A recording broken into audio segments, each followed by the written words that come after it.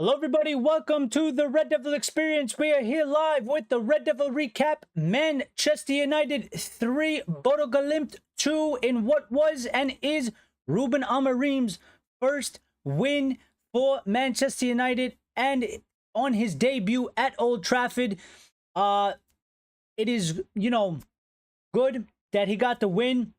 It was a lot more difficult and a lot more tricky than I think all of us expected. And, it was good that the team pulled through. We almost got a little bit embarrassed, a little bit of egg on our face. I think Ruben Amorim made a lot of tactical changes during the match that helped Manchester United get through to the end. Rasmus Højlund showing what he can be and can evolve into further under Ruben Amorim. This was a lot of the things that I was talking about when Ruben Amorim first signed for Manchester United as the manager.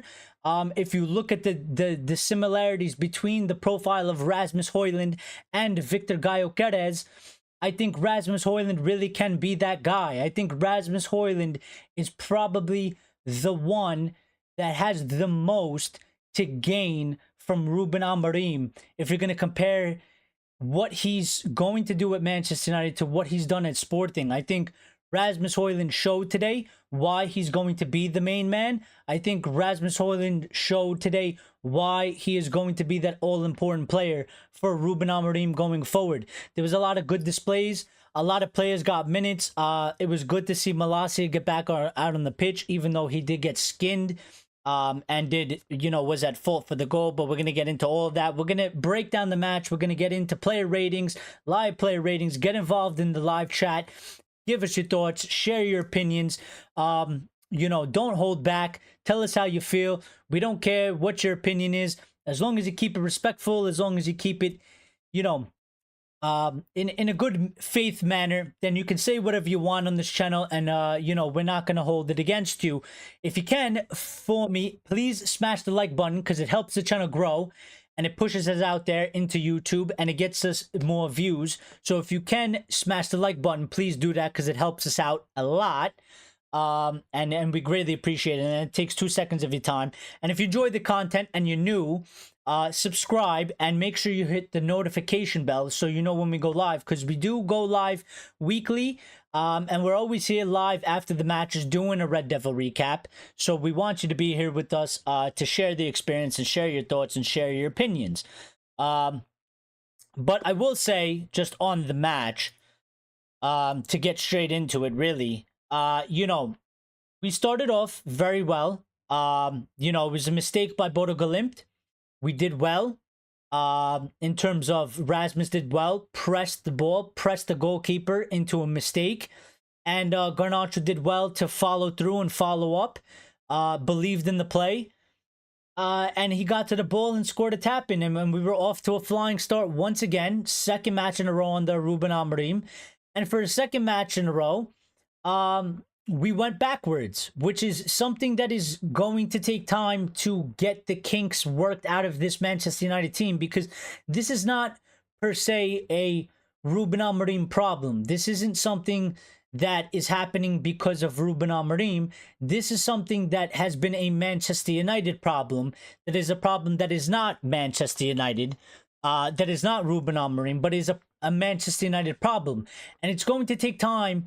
Again, he's not Harry Potter. He's not a magician. He can't just come to Manchester United, wave a wand, make all these bad things disappear, and cast a spell to make us absolutely fantastic. So, again, he can do things to influence the match. He can do things that can influence the players. He's going to do things that are different than Erik ten Hag. And I think we've seen quite a lot of evidence of that today. And we'll get into that a lot more as well. But yeah, I mean, we went into the match. We got the goal. We looked like, a second one was coming and it was on the cards, and we looked pretty threatening and we looked pretty confident. And then all of a sudden, old Manchester United crept back in. The loser Manchester United crept back in. And we gave up two bad goals. From a Manchester United perspective. Bodø Glimt did well to take the first one. The second one was just completely unacceptable. And I feel bad that it had to happen to Tyrell Malacia because the man didn't play for 18 months. He didn't play for 590 days. And he got skinned. He got outbeaten for pace. And, you know, there was always a worry with him starting today because he's not match sharp. You can't be match sharp not playing a match in that amount of time. You know, you know, it doesn't matter, in my opinion, what you do in life. If you don't do something to the highest level 590 days in a row and you go to do it, you're not going to be on top of your game as you are as if you're doing it week in and week out. So it was bad on his part. I feel really bad for him because of all people, I don't think, you know, he deserves that to happen to him. But it was a risk that was always going to happen with him starting the match. I think a little bit of that criticism can fall on Ruben Amorim. Maybe it was a little bit naive for Ruben Amorim to start Tyrell Malacia. Maybe the better course of action would have been to sub Tyrell Malacia on 20 minutes left into the match when the Bodø Glimt players would be a little bit more tired. And he could be a little bit more on par in terms of, you know, speed and stuff, because he would be fresher. He'd be coming into a match where players are more tired, and maybe he'd be able to keep up with them. But alas, he only lasted 45 minutes, and I think that was probably always the plan anyway, which is probably why he started him. And it was good minutes for him anyway, so there are some positives into that, right? But you know, there was some good performances from some players. There was some not so good performances from players. I think Anthony was a pretty disappointing performance. He definitely struggled again.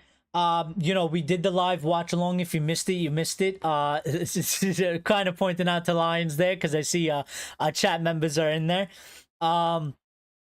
And you missed it, but you know what? They're like little pop-ups. You know, keep your head out for the next one. They're not always available, but when they are available, make sure you get in there because they are a sight to behold.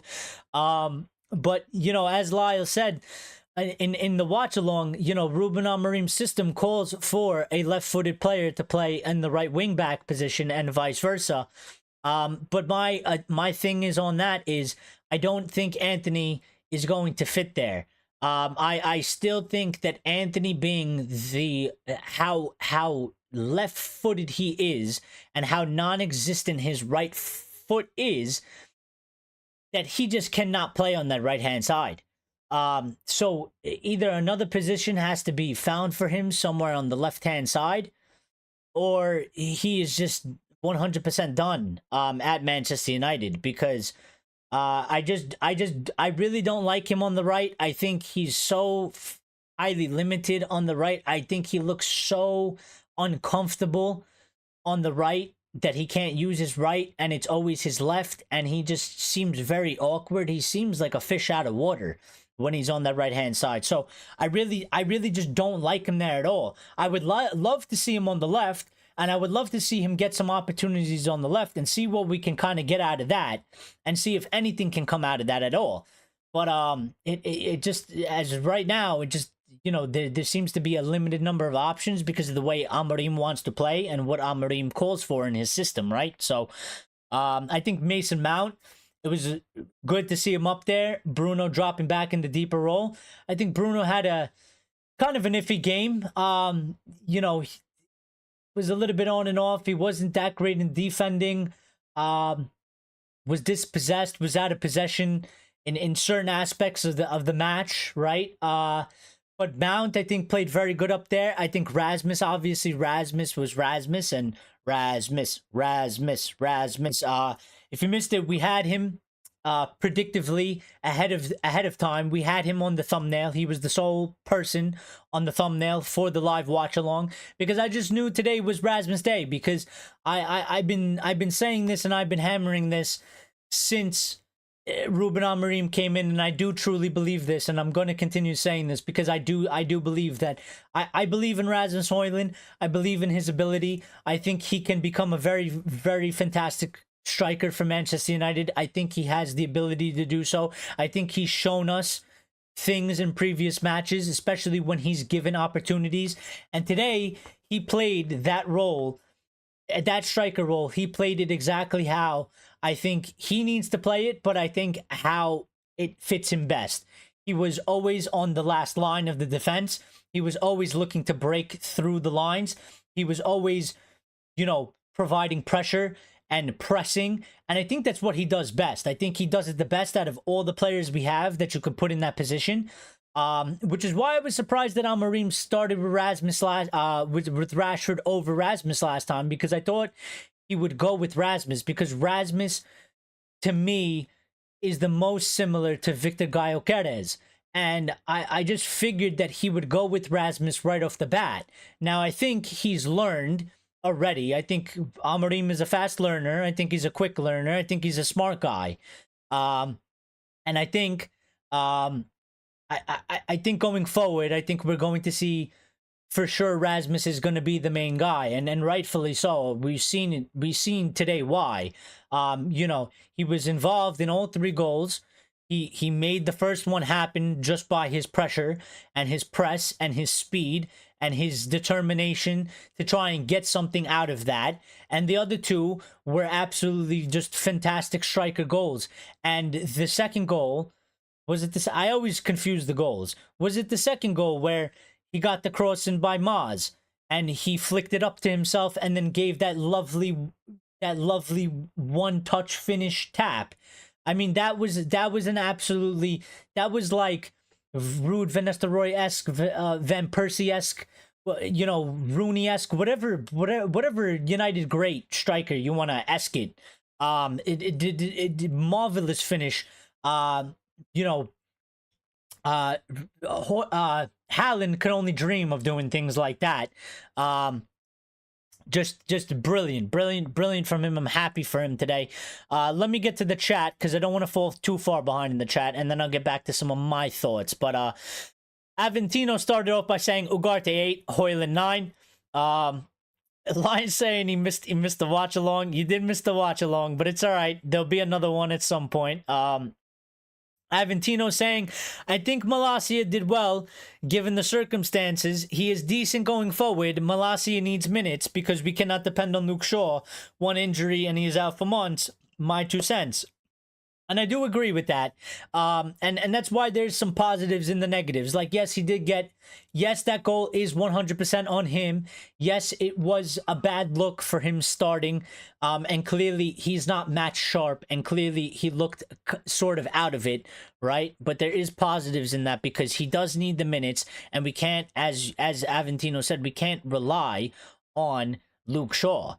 Because, like, we all know, he's very injury prone. 1 injury to him, and he's gone for months and months. And, you know, we need to build Malacia's match sharpness up, his fitness back up, his confidence back up, and his form.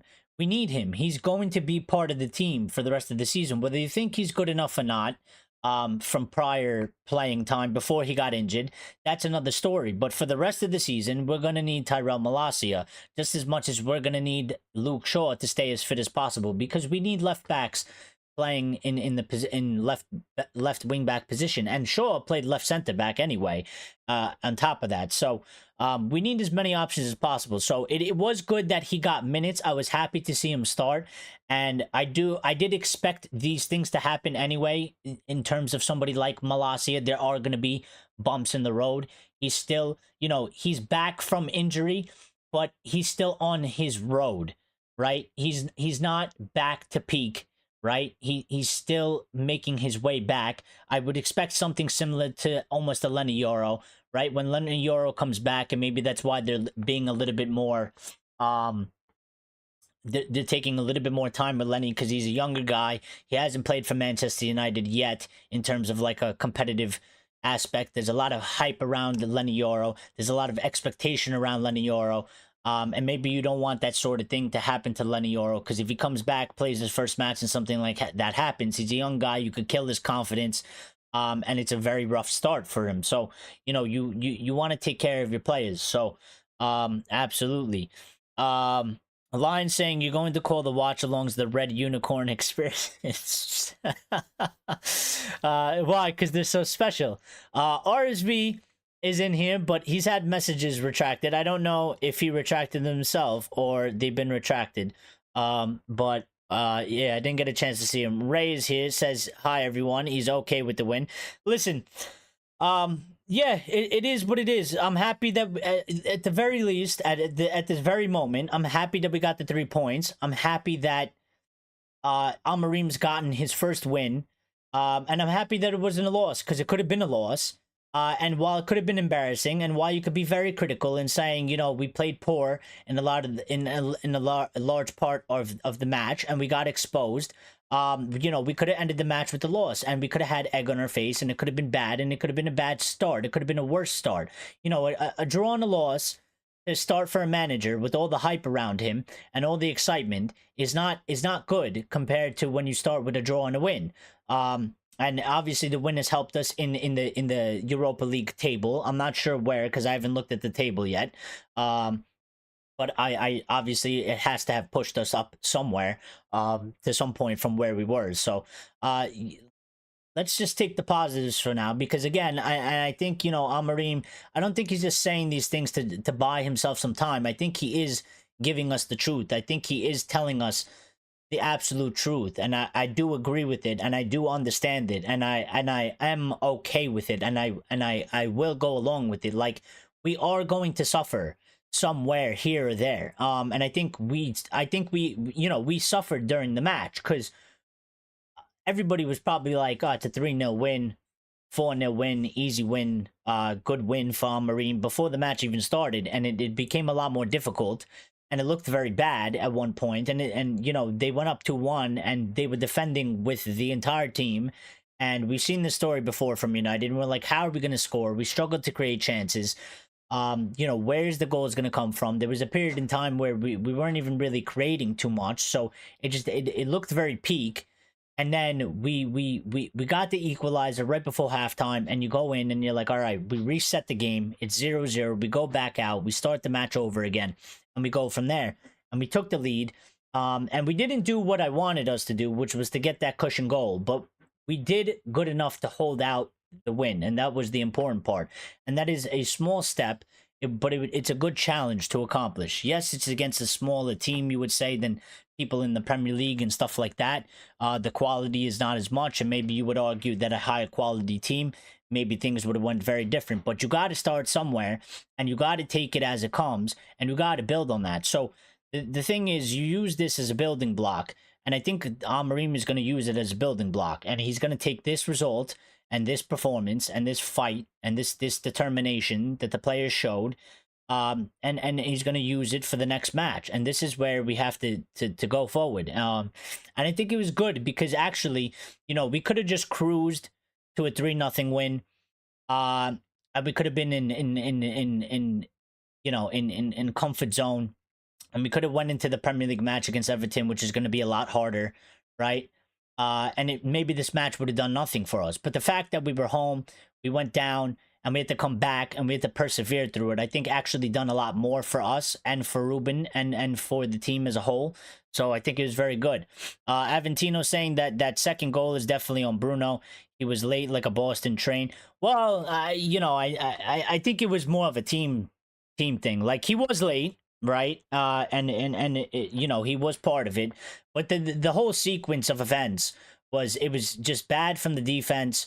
The defense was all over the place. The midfield, the team was all over the place. Nobody was in the right position. Everybody was like kind of like a chicken without a head, scrambling to try and get a position, which you don't want to be in that position when the team is literally in or around your box. So I would chalk it down more to just a dysfunction on the team, more than an individual. So Lyle's saying the watch along was fun. Eric needs to fix the bloody clock. Yes, we have an inside joke. The bloody clock, mate. The bloody clock.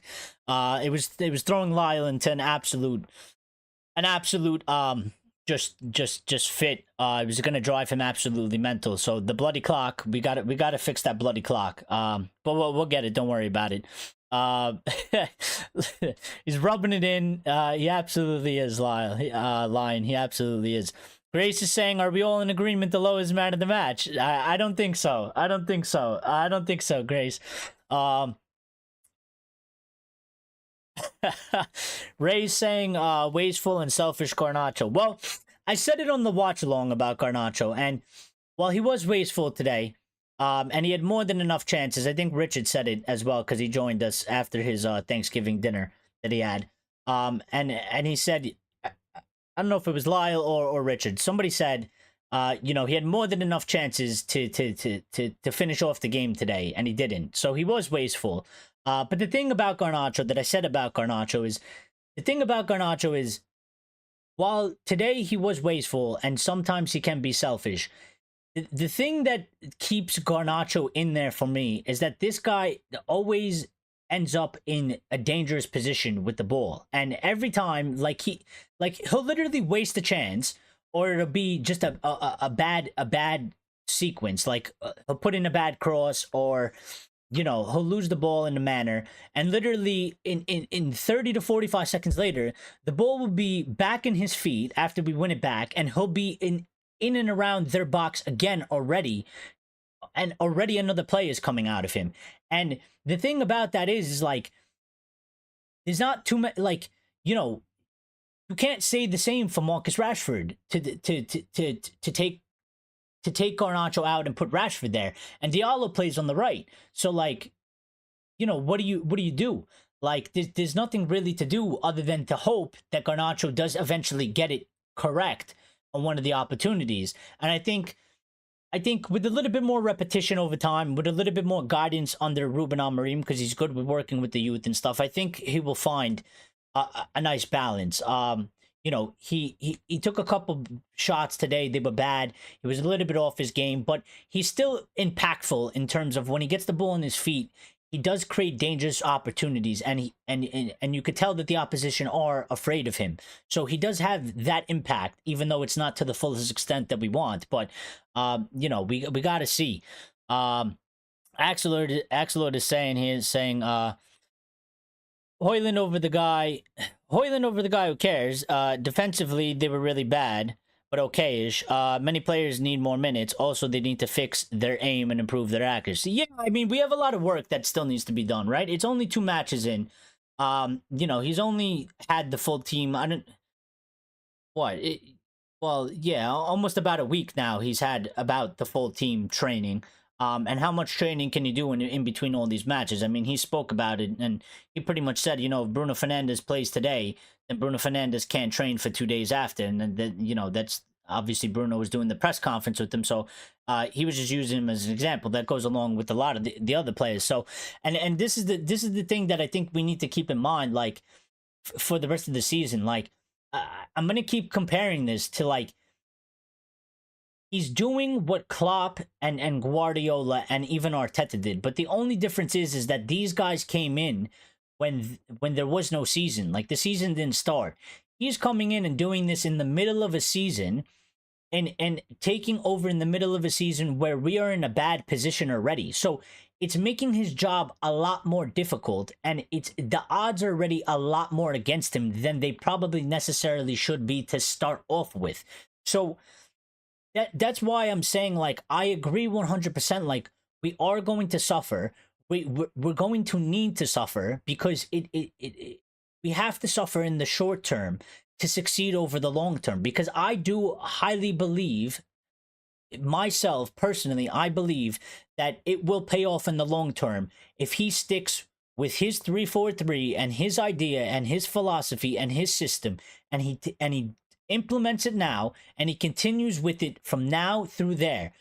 Like, we're going to suffer setbacks, we're going to suffer bad results, but over like, you know, if you talk about from this period to over the course of the next year, 1 year fast forward, we should be in a much better position, and we should be, if things go the way that they're supposed to and they develop accordingly.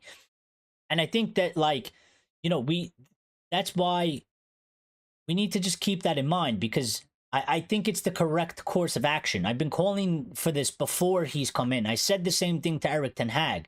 It was one of my things about Erik ten Hag. I never understood why he did it. People argued that, well, he didn't have the players to do it. And I still said, well, I still think that is a mistake in a thing. And Erik ten Hag wasn't the only manager to do it. the other managers before him also did the same thing, and I think that's one of the things that have all led to their failures.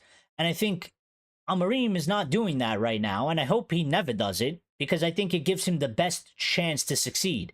Does that mean he's ultimately going to succeed? No, there's so many other factors that are going to determine if he succeeds. But I think one of the biggest problems and issues was that managers were coming here, they tried to do their style, they realized they really can't because of the players or whatever. The players, crap out on them after 2 matches or 45 minutes like they did to Ranić.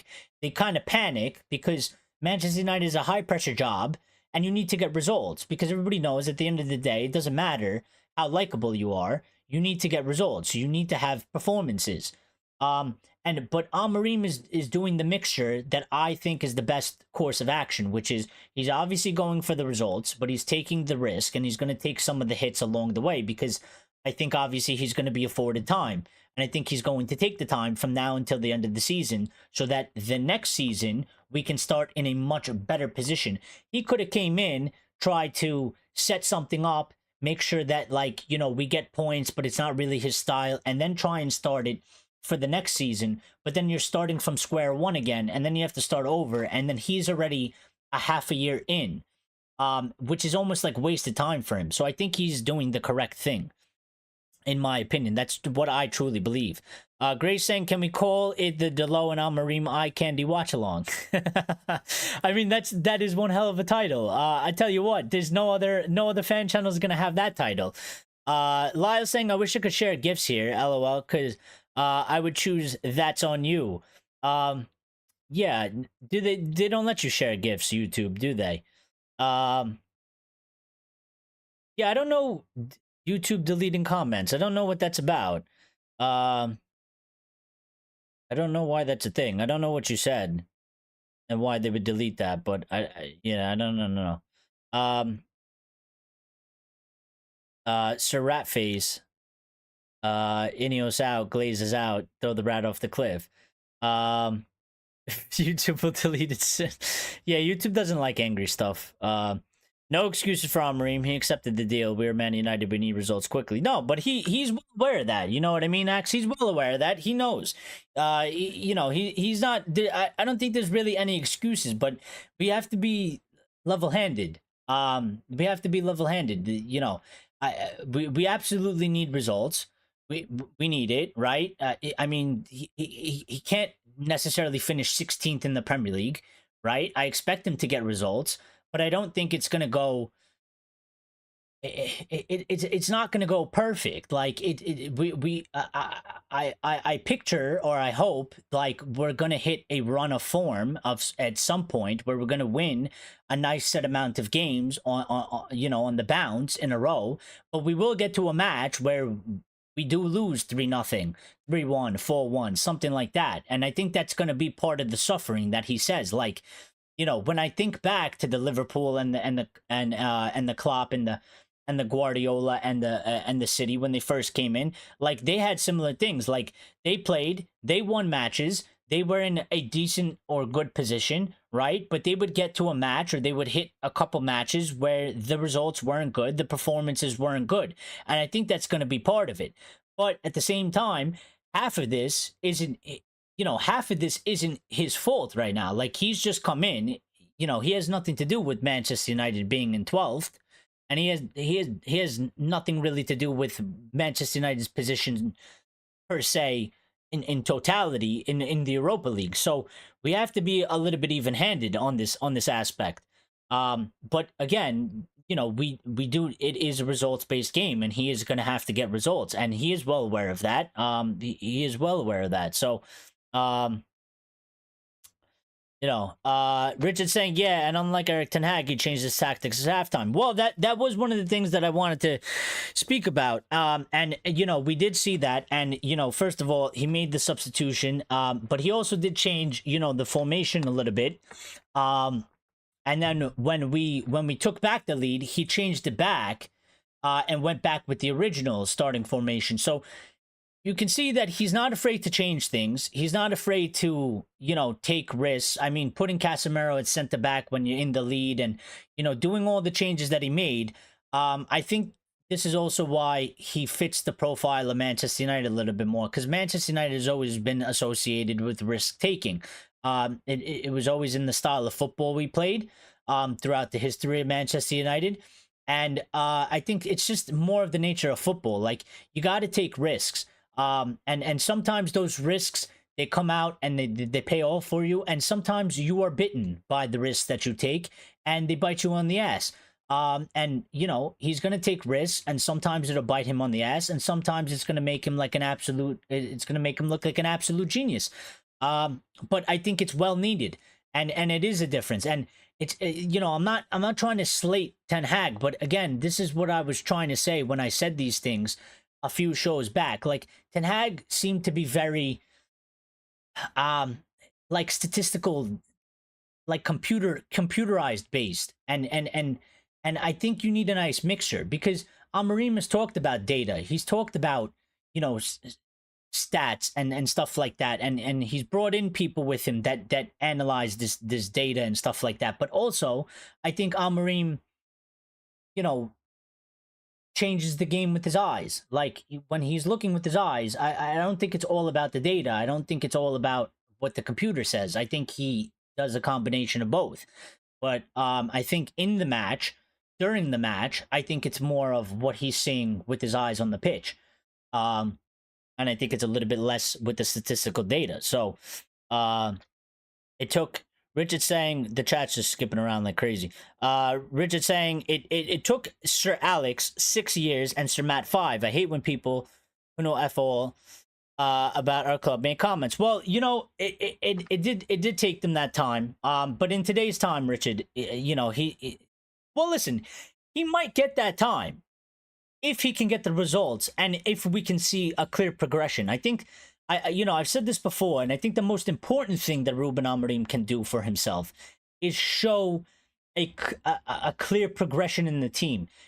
You know, I don't think he necessarily has to win the Premier League in three seasons of him being here, but he has to show the team has to, you know, elevate themselves from the level we are at now to a level that we are competing at least. And the more he can do that, the more time he will bide. Because it's almost similar to like an Arteta, right? Like, I speak to a lot of Arsenal fans, and I know Arsenal is smaller than Manchester United, so it is what it is. But even they are more happy, and they're still willing to give Arteta time, because from where he took them and where they were, and they finished 8th back-to-back and stuff like that, and they now, like, challenge for the title, right? And they are competitive in competitions and stuff like that. They will give him more time. And he clearly progressed them, right?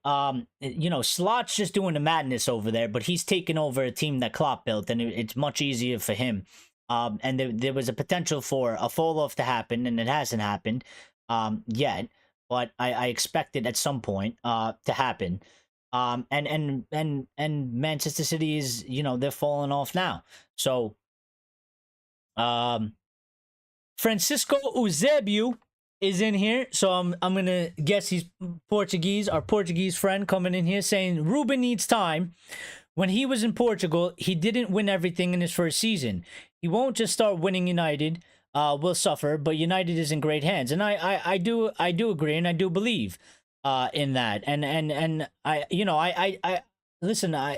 When managers come in, I do a fairly extensive background check into them. I do look into that, and I am blessed in the fact that, you know, my friends are, 3 of them are Portuguese, so I can get some extra knowledge from them, one of them being the Sporting fan. So I picked his brain a lot, I've asked him a lot, and, you know, they're all Portuguese, they all watch the Portuguese league religiously, they've done it their whole life, like I've done for Manchester United. So I asked them questions, you know, I picked their brains. I listen to what they have to say, so I get a little bit more insight from them, and I trust what they have to say because they know football, and they you know, they know their league, and they know they know their country, and you know, so I do believe that. And Francisco is saying that I think it will take between 1 to 2 years. Well, certainly it has to take time. I mean, you know, look at any other team that has had to go through what we need to go through. You know, it's taken at 2+ years. regardless of whoever it was, Arsenal, Liverpool, Manchester City, you know, even to an aspect of like an Aston Villa per se, to get to where they've gone.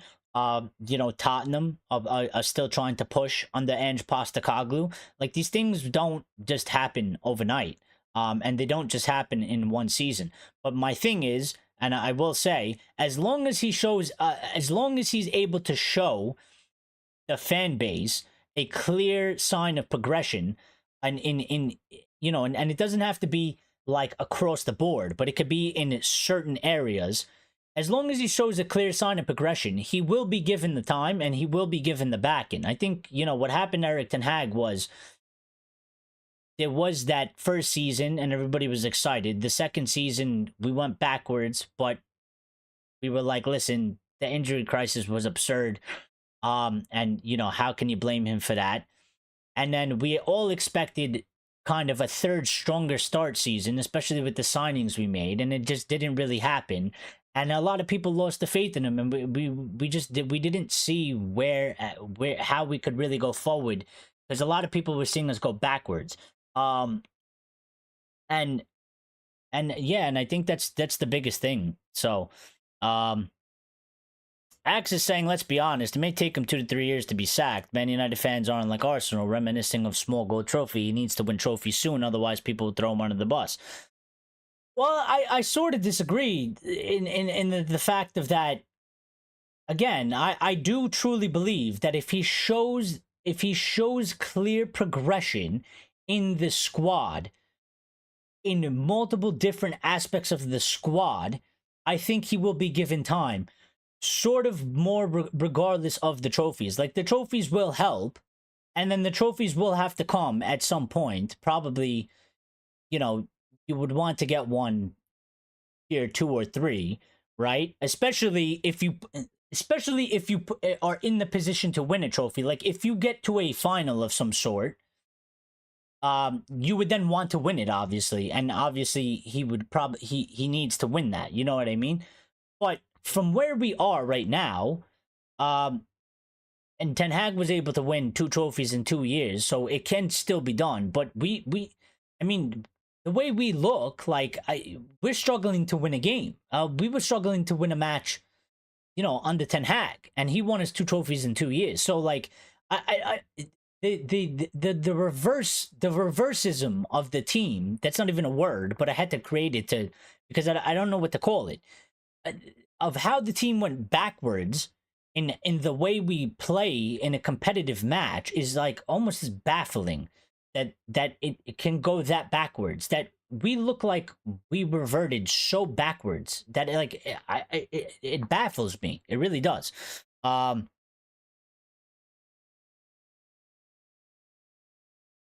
It's also about the play style. Yeah, that's what I'm saying. Like, I do agree that, like, you know, and Line's saying I could see the foundation today. Well, no, I think that's clear, because I think he's implementing his system and his style from the get-go. And he's told you exactly what it's supposed to be.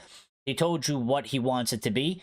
And I think that's the best possible thing you can do, because we have a clear understanding of what it's supposed to be.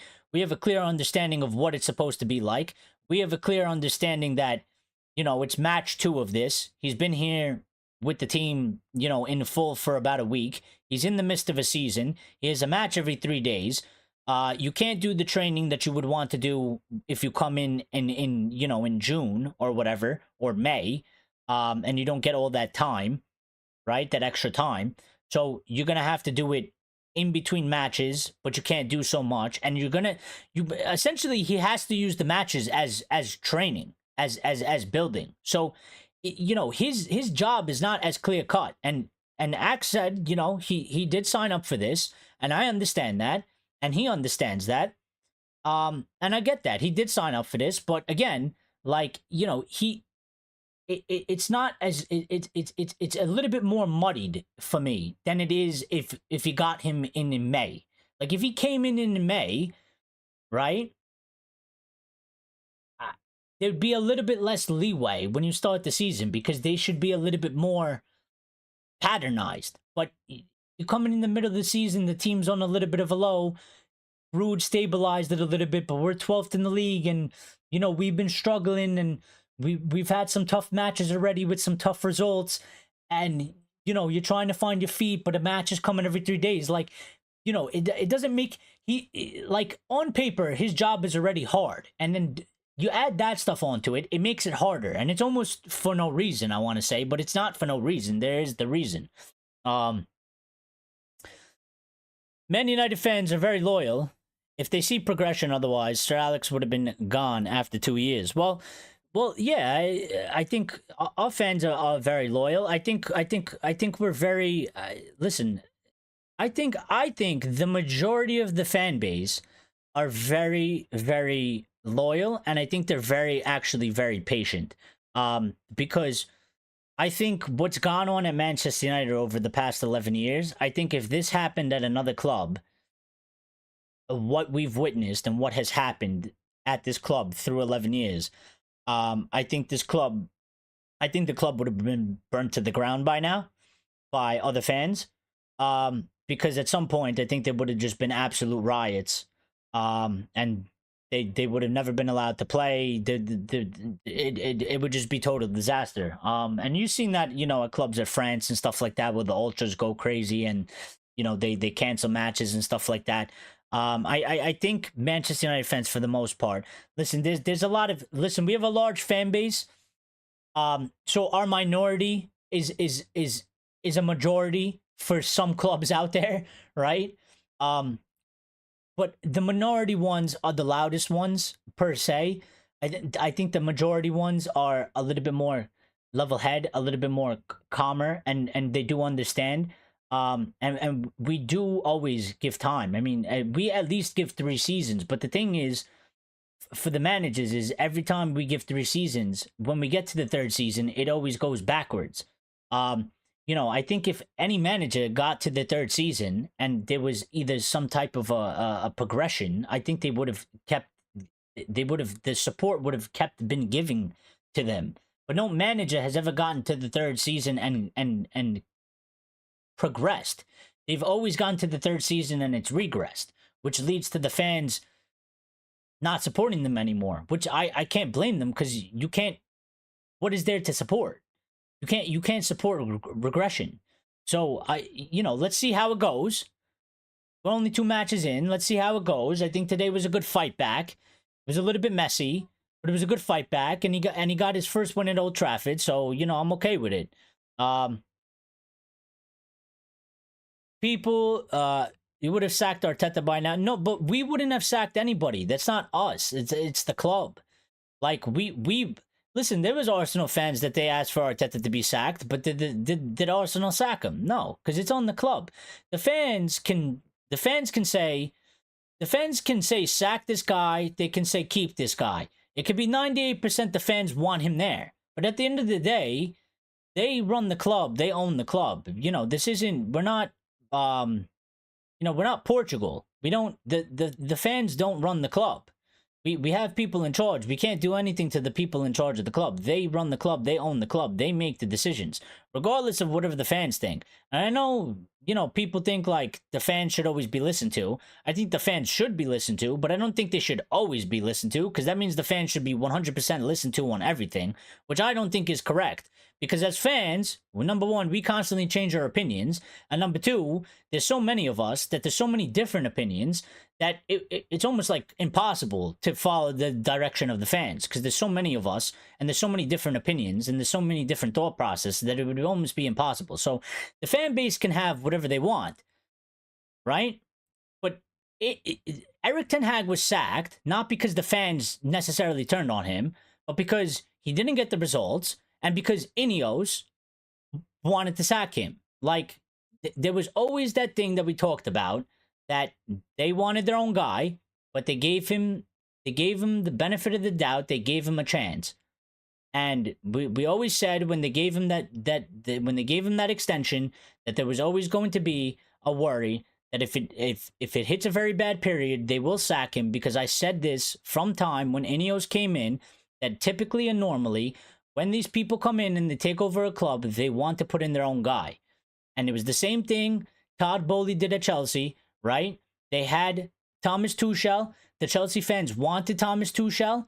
They didn't want him sacked. Some of them turned their back when the period hit, but the majority of them wanted Thomas Tuchel. He sacked Thomas Tuchel. He didn't give a shit what the Chelsea fans asked for. He sacked him because he wanted his own guy in charge, and he didn't put Thomas Tuchel in charge.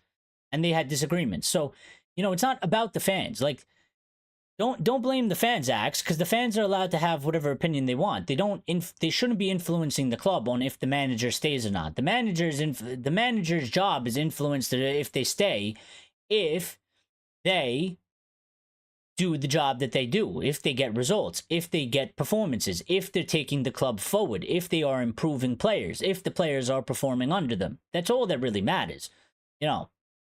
And obviously that will sway fan opinion, but, you know, the fan opinion is not, you know, if Mark Goldbridge goes in the United stand with the biggest YouTube channel, Man United fan channel, and shouts for 7 months straight to sack Ruben Amorim, do you think, you know, Sir Jim Ratcliffe or anybody at Manchester United is going to go and look at him and be like, well, he has the biggest fan channel, let's sack Ruben Amorim because he says so, and we got to do it? No, they're going to do what they feel is correct at the time, you know. So, and there was Arsenal fans asking for Arteta to be sacked. There's some asking for him to be sacked right now still, but they're not going to sack him because this is the closest they got to success since Arsene Wenger. So they're going to go with it until it completely collapses, or they yield success, and then they'll carry on with it.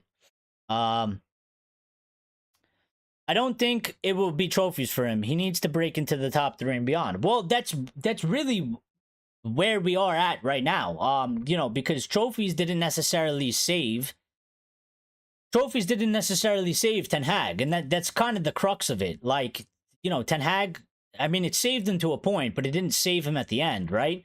And the thing is, like, you can win a Carabao and you can win an FA Cup, but the real thing is, and Ineos they want the Premier League. Their main goal is to get Manchester United to win the Premier League at some point in the next few years, right? And to do that, you need to be competitive. You need to, first of all, you need to get to the point where you actually challenge, which we're not there. We haven't been there for quite some time. And we haven't done that, you know, anywhere close. The one time where we finished second under Jose, we were 14 points off of Manchester City. I mean, that's not really challenging. So, you know, you got to get there. You got to get there. So this is what I'm saying. I think project year 1 under Ineos with their manager, progression. It's all about progression. And I think if he shows progression, and he has a 2.5-year contract, you show progression. You show that the team is playing in a better style. We're playing more attacking. We're playing better games. We're getting better performances. You know, some of our players are performing better. The players that we bought that we expected to be good are becoming better. You know, we're playing much stronger. We're competing against higher end teams. Like, at some point you build it up to where we go play Liverpool at Old Trafford and we actually win the match instead of losing 3-0 at home and getting embarrassed. These are things that we have to hit first, because we are very, very far away. We are very, very far away.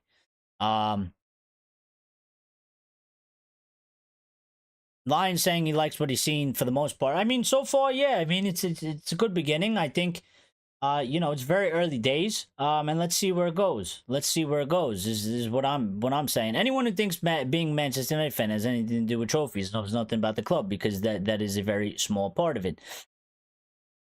Yeah. I mean, you know, it's. I mean, trophies are all important, I guess, in the professional football. But Manchester United has a lot more behind it than just the trophies, right? So defensively, we'll get it sorted once it clicks. I think, you know, all of that is there. The Romanian match commentator told the following statistics. Since the beginning of the 20th century, there have been 16 Man United managers before Sir Alex Ferguson, and there have been 9 managers after Sir Alex Ferguson. Yeah. And well, times have changed, number one. And two, you know, again, those managers, at least 8 of them, were all appointed by the Glazers and their regime and Ed Woodward and co. This is a new regime, supposedly, right? So we got to see how that goes as well, because that period is also now has to be broken up, right? There was the post-Sir Alex Glazer period, and now there's the post-Sir Alex Ineos period. So there is a line in between that, and now we're supposed to be starting a new era. So let's see how that goes.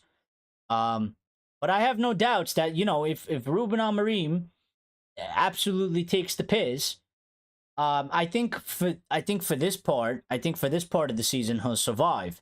But I think you go into the next season, I think, you know, if we go 10 matches in and he's in 16th place, I have no doubt that they will sack him. I have no doubt. And I'm okay with that, because again, it's all about performances and it's all about results. And I think we need to stop holding on to managers if they're not showing progression, if they're not showing progress in areas. Then what are we holding on to them for? Like, we need to just sack the manager like every other club does. That until they get something where they see a clear sign of progression happening at the club somewhere in some place that is going to yield results.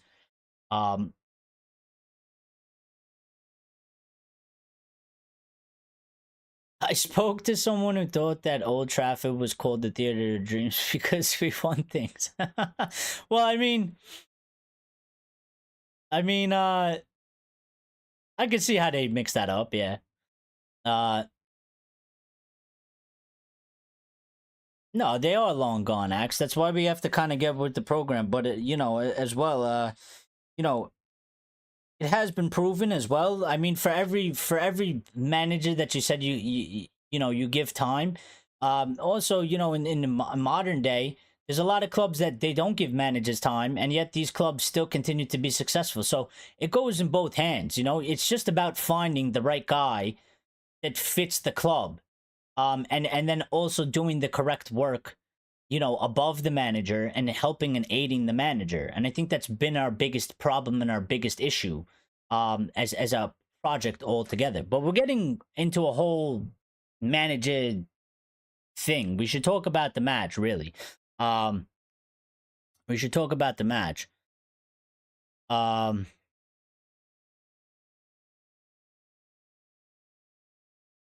Ray's saying he likes Mason Mount energy. Yes, well, I think that's one thing. Mason Mount energy, definitely good. And this is, I think Ruben Amorim seems to. I mean, he spoke very highly of Mason Mount before Mason Mount even played a match for him.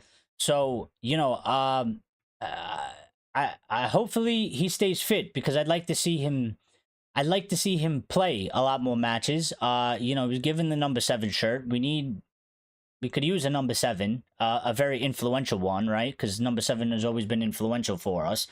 And yeah, you know, we need to do that. We got carried away with the manager talk, so let me do the live player ratings real quick, because I promised that this wasn't going to go on long, and it's already 53 minutes in. Where has the time gone when you're getting involved in Manchester United? So sorry if I skipped a bunch of your comments in the chat, but we gotta move on to these player ratings. So to me, Onana, I sort of want I want to give him a 7 for the saves. I don't think, you know, he let in 2 goals though, but like the goal, like I feel like the what was it, the second goal that went through his legs? Like, I feel like he could have done better to try and, like, he could have saved that. I don't think it should be going through his legs. But then again, like, you know, it's not necessarily his fault that the goal happened, because, like, Malacia kind of just completely shit the bed and let the player in a breakaway. So I don't feel like I can blame him for that. So I want to give him a 7 for the saves and the performance, because really he kept us in it and he made some fantastic saves. And it's weird to give him a 7 when you concede 2 goals, but I just feel like the goals weren't his fault. Like, you know, like he didn't really have help. Like, I feel like a lot of people are I feel like a lot of people overly criticize goalkeepers, where or maybe it's me, and I have a soft spot for goalkeepers because I just kind of feel like at some point it's like, what are you supposed to do as a goalkeeper? You know, like like the way I look at it is like your defense is supposed to help the goalkeeper as much as possible to stop as many shots and good opportunities taken on the goalkeeper. And then when the defense kind of like lets him down in that aspect, it's like, well, you know, what is he gonna do about it?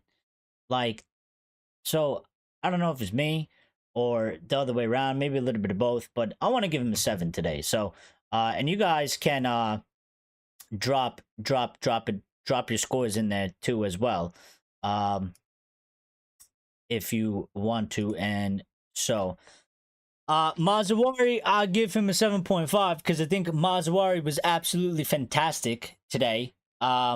He was absolutely great. Again, I think signing of the season, he might very well be, I think it's fair to say, player of the season for Manchester United so far in the season. He's just come here, he's hit the ground running, he gets it, he plays very good, he plays with heart, he plays with determination, he has skill, he has ability. You know, he put in that ball to Rasmus Højlund for that goal. It was a very good cross, right onto him, right in the perfect spot. You know, so another good display by Mazawari, and that's all you could really ask for. An absolute bargain for the price that we got him for the performances that he's given us so far this season. Absolute steal, and I'm happy that he's a part of the team, and I hope he keeps up these performances and continues to play. Matthijs de Ligt, I'm gonna give him a 6 because I think he was a little bit shaky back there. I think he did okay in moments. I think some other moments he did a little bit less than okay. So I think he was fairly average today. And Leach as well, I give him a 6 because I think they were a little bit. There was times they were a little bit all over the place. You know, and yeah, and that's a Mazawari assist as well. So then, yeah, 7.5 for him for sure. Anthony, I give him a 5. I don't think he did anything necessarily good. He gave the ball away a lot. He looked, again, very uncomfortable. He looked very shaky on that side. I do feel bad for him that he plays on the right. Because I just I don't know, in my head he just doesn't look like he belongs on that right hand side in any aspect, in any way. And I would like to see him play on the left because I'm highly convinced that we could at least get some type of a decent performance. Like, you know, might not be a world beater, a world class performance, but I'm highly convinced that we could get some type of a decent performance out of him if he plays on the left and he could just use his left foot because he's so left footed. But he hasn't gotten really that opportunity. He got that one time when under Ten Hag, when he put him left wing back, and he played all right there. He played pretty good. I want to see him kind of go back to that side, but Amorim's system, according to Lyle, calls for a right-footed left wing back and a left-footed right wing back. So I don't know if that's going to happen, but I would at least give it a go, give it a shot, because I think it would benefit him and probably help out the team as well. I'm gonna give Manuel Ugarte. I give Ugarte a 7 today. I think he was very good in the midfield. He helped out in the attack, but as well as winning the ball back. He was very good in his positioning, but good in the tackling as well. And you know, again, little pitbull. That's what I've nicknamed him, and that's what I'm gonna call him, Little Pitbull. And yeah, I think he's gonna flourish under his former manager, which is now his current manager once again. And I think for Manuel Ugarte, he's probably living in La La Land right now. Not La La Land, but like fantasy land, that he's like, you know, I played my best football under this guy. I came here, was looking a little bit of a shaky start for me here under the other manager, and now he's come here and followed me, and now probably feels like sky's the limit. So, you know, it's all alien to me, pal. Think I got stuck in the early 2000s. I don't know what you guys are talking about. Sometimes I don't pre-read stuff, so I thought you were saying something else, but I have no clue what you talk about.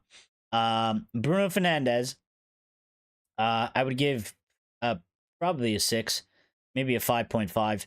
Um, yeah, he was just out of position defensively at times. Wasn't so involved into the game. Probably because he was in that deeper role, but you know, I still probably think that's probably his better position. But again, I think then you see kind of the downsides to that. Like, while he does give you a lot of running and energy, and he does like to go all over the place, and I think that suits more of that center mid spot than it does where Mason Mount was playing in the top three, the up front three. You know, again, he was still kind of missing defensively, so you know, it was just a very average and sort of underwhelming game from Bruno Fernandes today. I will say that, but you know, I think maybe transition him there a little bit more, see if he gets a little bit more comfortable with that. Um, the one that's going to pain me the most to do, but we have to be fair and we have to be honest, right? Tyrell Malacia. We're gonna have to give him a 5, because he got skinned. Literally the goal was his fault. But we're going to throw out an asterisk on it and say the guy hasn't played for 590 days, like 18 months. He's obviously lacking match sharpness. It was always going to be, you know, a concern going into the match, starting a match in a high competitive match, right? So I don't think, you know, there's anything to take the 5 away. I think based off of his personality and what I've heard him speak, I don't think he's going to take that too much to heart. I think he'll be a little bit disappointed, but I think he'll come out with more overall positivity that he put in 45 minutes, his first 45 minutes in 18 months, and that he was able to get out there on the pitch for Manchester United and play for Manchester United again. And I think that's the utmost important from today's match. And going forward, he can look to build on his form and his match sharpness, and getting back to being the best Tyrell Malacia. You know what I mean? Richard saying he's got to go. Say goodnight to the Texans on Skype. Good night, everyone, and stay safe. Well, good night, Richard. Thank you for stopping by. Appreciate you as always. And we will see you. Listen, we might do a live stream tomorrow as well. Maybe we'll do sort of an aftermath. We'll do some news type of thing. So stay out on the lookout for that. I'll put out a community post for it. Mason Mount. I'll give Mason Mount. I'll give him a 6.5. I think he did some good things out there. He gave some good energy. I'd like him to be a little bit more involved in the attacking buildup. I think he could have been a little bit more influential there. But I think he played pretty good, and I liked him there, and I liked what he had to offer. And obviously, that's going to come again. He's one of those players that, you know, he's consistently in and out. So there's a little bit of inconsistency with him and his form and whatnot.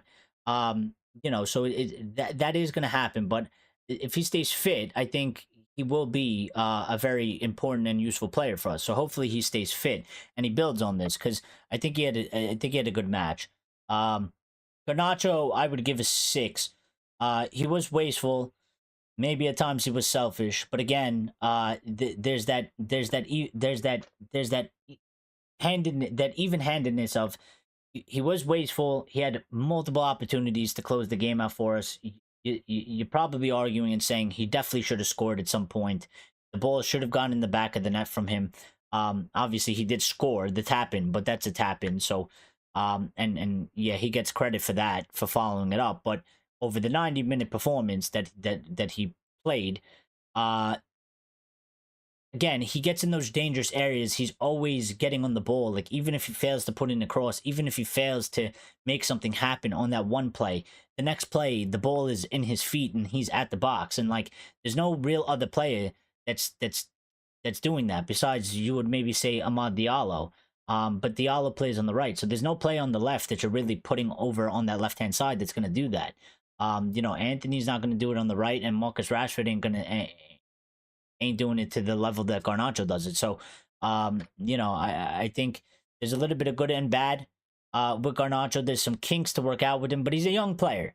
He's a young player, and you know, everybody I think kind of forgets that he's still a young player. Like, he's still so very young. Like, these things in his game are still to be developed, still to be molded, still to be perfected. Like, he will get there if we develop him properly, and I do highly believe that. So it will take time. You know, there was once a Cristiano Ronaldo who would do 17,000 step overs and you know, wouldn't pass the ball. Um, and they sorted it out after as well. So, you know, like, these things are minor things that you can, and when they're young, they are impressionable, and you can coach them out of that. Those are things that you can coach out of the players and make them, you know, in a certain way. So once he's fit, he's going to be exciting. Remember when Mount did play under Erik ten Hag, he was out of position. So when he gets that feeling back, oof. Well, I think that's the one thing. Like, I think the fact that Amorim likes him so much, and I think Amorim, he's seen Mason Mount, and he goes, that guy is going to be absolutely perfect in that position. And he's had that idea from, like, the second he started analyzing the squad. He was like, that guy with that ability, if he stays fit in that position, boom, that's it. It's done. It's sold. All he has to do is stay fit and perform. And I think that's it. And I think that's why I think that's why you are right. Like, you know, if he stays fit and he gets into his rhythm and he gets into his form, he's going to be very, very important. So, for sure. Rasmus Højlund, we're gonna give him an 8 today because, I mean, Rasmus was absolutely fantastic. He scored 2 goals.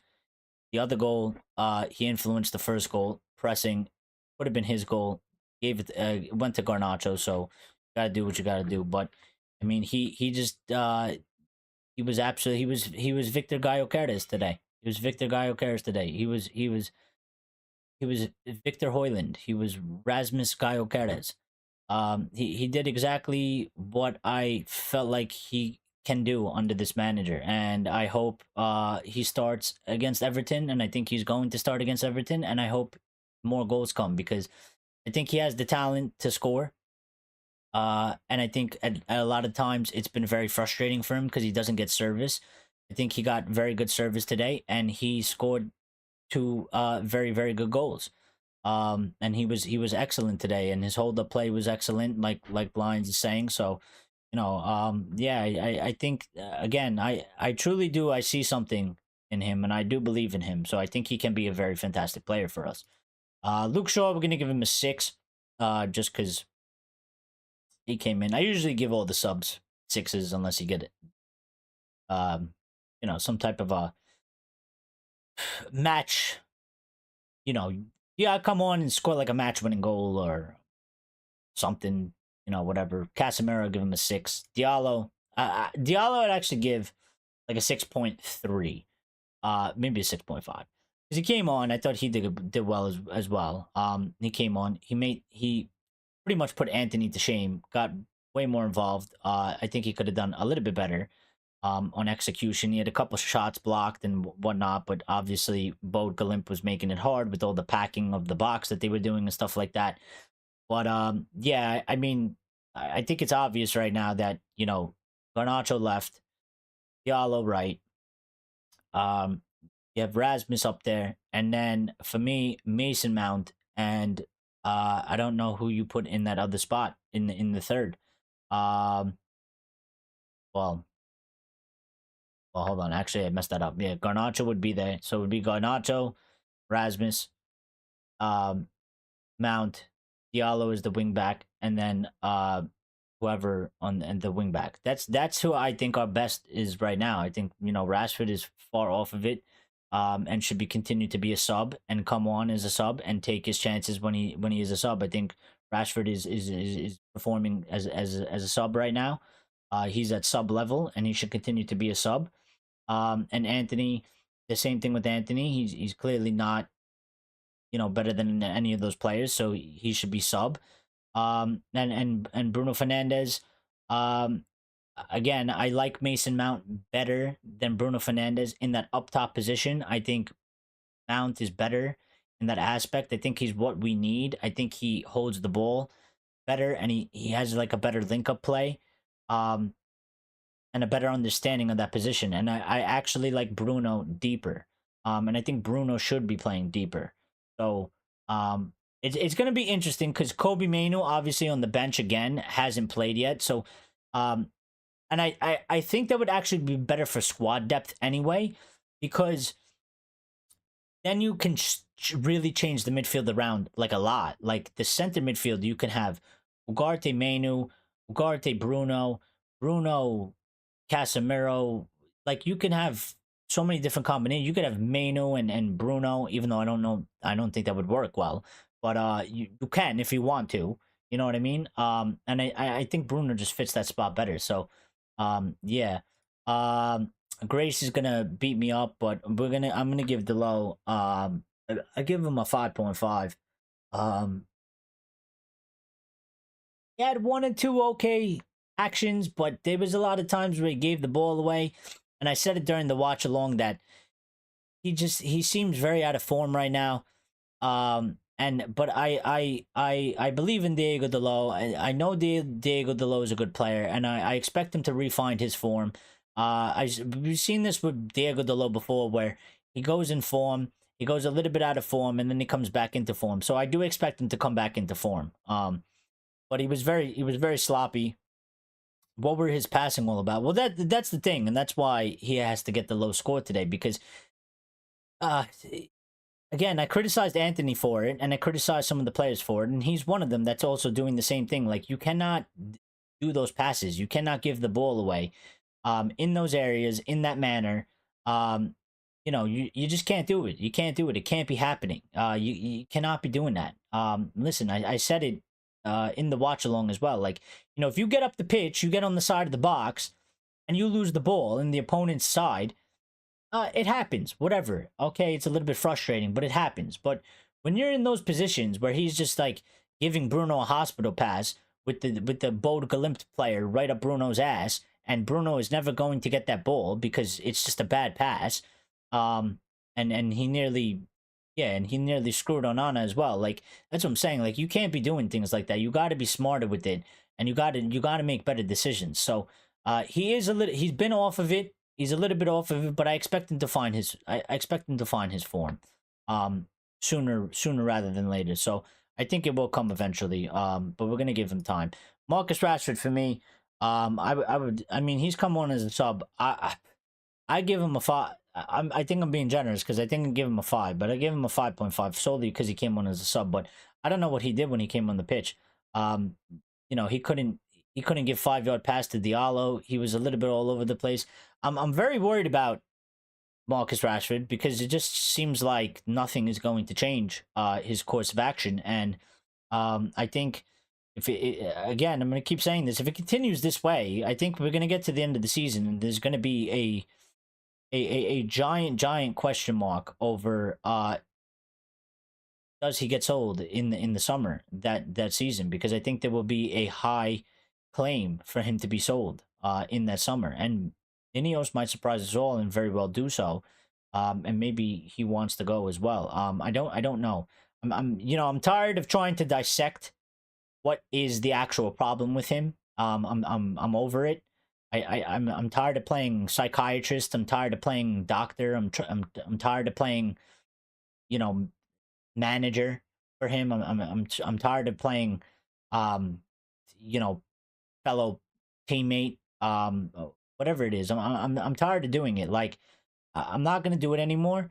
I'm just, you come on the pitch, and whatever you show me is whatever I'm gonna take it as, and that's it. I'm not gonna waste any more time and energy, doing 20-minute length talks about Marcus Rashford, because it's not worth it, because it just, I don't know what it is. I don't know what to put it down to anymore. I don't know if I don't know if he doesn't care. I don't know. I don't know what it is. I don't know what the story is with Marcus Rashford. Nobody seems to know what it actually is. There's a million theories, and nobody knows what it is. And all I will say is that all he has to do is go on the pitch and perform in a manner that we accept as Manchester United fans, and we will gladly back you. And if you don't do that, then you're going to get criticized and you're not going to get backed, and that's the end of the story. And that's it. So, I'm fairly tired of it because, again, we're talking about a club and a club project, and I feel like every week it turns into a Marcus Rashford show somehow, and that needs to stop as well, because he is not the club. The club is the club. He is a player that plays for the club. If he doesn't do well this season, would PSG still be interested though, or any big team that would spend the money on him? I think there would be teams interested in him because of his age and his so-called ability, and I don't think teams necessarily buy into the same aspect. Like, they don't view like the world of football, like people that are in football, like footballers and managers and etc. They don't view things in the way that us fans view things. So, like, if Manchester United ask for 100 million for Marcus Rashford, then I don't think anybody's gonna buy him. But if Ineos are like, well, listen, we're open to selling Rashford, and I think there will be clubs out there that they would be willing to buy Marcus Rashford, but they would buy him for what they would deem a fair price. I don't think anybody would pay 100 million for Rashford, and I think Ineos asking for 100 million, I don't think they're going to get any suitors. If they ask for 50, 60 million, maybe you might get some bite there.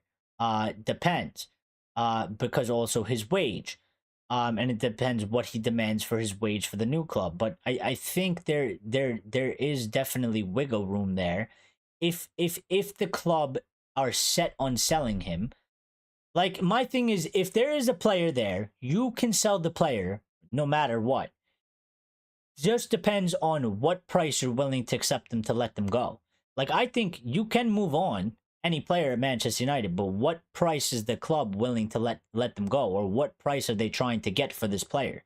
So I think that really is the determining factor. I don't think it's so much of like there's necessarily a lack of interest. I think there's a lack of interest because there's not really any talk of, like, Marcus ain't really telling people that he wants to leave, and Manchester United ain't really saying that they're looking to sell him. But if Marcus, if things start coming out of Marcus' camp that he's looking to leave, and things start coming out that Manchester United are looking to sell him, then I think the interest will definitely be there. And no one is going to pay top money for Rashford. Well, the thing is, what if it's another English club? Because, I mean, nobody, it's not about top money per se, but like Jadon Sancho was on very high wages, and we sold him to Chelsea for 20 something million. Now, obviously, we paid him 80 for him, so that's a big loss, but we still recouped something from the fee, and they've took on his wages. So, there will be somebody that would, like, what if Arsenal want him or something like that? I mean, I don't know how I'd feel about selling him to another English team, because he has to play against us, and then every time he plays against us, he probably wants to score, like, 7 goals against us, and I wouldn't really want to see that. I would rather sell him somewhere overseas. But yeah, I don't know. I think for sure that if it was made some sort of an official way, I think that the interest would come. It would just be more of a bargaining of what would the actual final price be on, for sure. And Ruben Amorim, we're gonna give him a 7. So man of the match, I want to give it to, obviously, Rasmus Højlund, because Rasmus Højlund is the man of the match for today, with an 8. And Ruben Amorim did well with the substitutions, the tactics, the switching of tactics, rotating the players, and all that. Anthony sold for 4 mil. I think you could probably get a little bit more for Anthony. 4 mil is very low, but I get what you mean. But you could probably sell him for 15, maybe 10, some shit like that. Depends who wants to buy him too, but then he also has to take a pay cut, right? So, but guys, listen, I I'm gonna have to go because I gotta go eat dinner with the fam, and they're waiting for me. And it is Thanksgiving, so and I've kept them long enough because the show went on longer than it was supposed to. And they're probably pissed at me because I told them 45 minutes, but it is what it is. We got carried away in a very good discussion, so I'm gonna go. We will be live. I'm gonna go live tomorrow at some point, so I will give you guys an update in the community post about when we are gonna go live. I haven't figured out a time yet. I'm gonna check it out. Maybe I'll post it later tonight. But it is gonna be, well, it's a Friday. You know, UK terms, it's holiday kind of weekend for America, but most of our viewers are from Europe and UK. So, yeah, I think we will. I think we'll probably do like a Friday early afternoon, maybe at 2 p.m. New York time, which is about a 7 p.m. UK time, somewhere around there. But I'll keep you guys posted. Everybody enjoy the rest of your night. Good win for Ruben Amorim and Manchester United today. Another 3 points. Cheers to everybody that's dropped by and got involved. Big up to all of you, and thank you to everybody that smashed the like button for the channel to get some movement on the channel, because it's greatly appreciated. And if you haven't, please smash that like button because it is greatly important. And we will catch you on the next one. Happy Thanksgiving, everybody. Thank you. Appreciate you guys. Thank you to everybody that's saying happy Thanksgiving. And we will catch you later. Be good. Stay safe. Till then, cheers, everybody.